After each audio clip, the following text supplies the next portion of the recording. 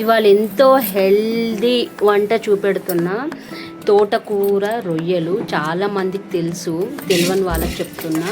నేనైతే ఒక పావుకిలో రొయ్యలు తెచ్చుకున్నా. తల తోక తీసేసి మంచిగా ఫ్రై చేసుకొని, నూనె పోయకుండా ఫ్రై చేసి 2 సార్లు నీట్గా కడిగి ఉసుకుంటుంది సన్నది కడిగి పెట్టుకున్నా. ఇంకా నూనె పోసుకొని ఉల్లిగడ్డ వేసేసుకున్నా. పచ్చిమిర్చి ఎప్పుడైనా ఆకుకూరలలో పచ్చిమిర్చి వేయాలి, ఎల్లిగడ్డ వేయాలి, సూపర్ టేస్ట్ ఉంటుంది. మీరు కూడా ట్రై చేయండి తెలియని వాళ్ళు. ఇంకా నేనైతే బరకగానే పట్టుకున్నా కచ్చా పచ్చగా.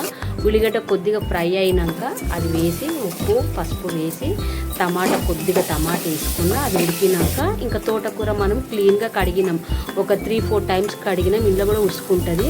కడిగి పెట్టేసుకున్నా. ఇంకా మూత పెట్టేయాలి. పెట్టేసినాక అది మొత్తం నీరంతా పైకి వస్తుంది, ఉడుకుతుంది. చూడండి, వాటర్ అయితే అస్సలు పోయొద్దు, ఆ నీరులోనే ఉడుకుతుంది మనకు మంచిగా. ఇక మనమైతే క్లీన్గా 2 సార్లు అయితే రొయ్యలు, ఎండిన రొయ్యలు కడిగి పెట్టుకున్నాం కదా ఫ్రెండ్స్, అవి వేసేసుకోవాలి. కొద్దిగా మంచిగా గరం మసాలా వేసుకొని ఇంకా ఒక 5-10 మినిట్స్ పెట్టాలి, మంచిగా ఉడికిపోతుంది. ఇక చూడండి, తోటకూర రొయ్యలు తెల్లడి అన్నం తింటాం మనం, గిన్నెడు అన్నం మంచిగా ఉంటుంది.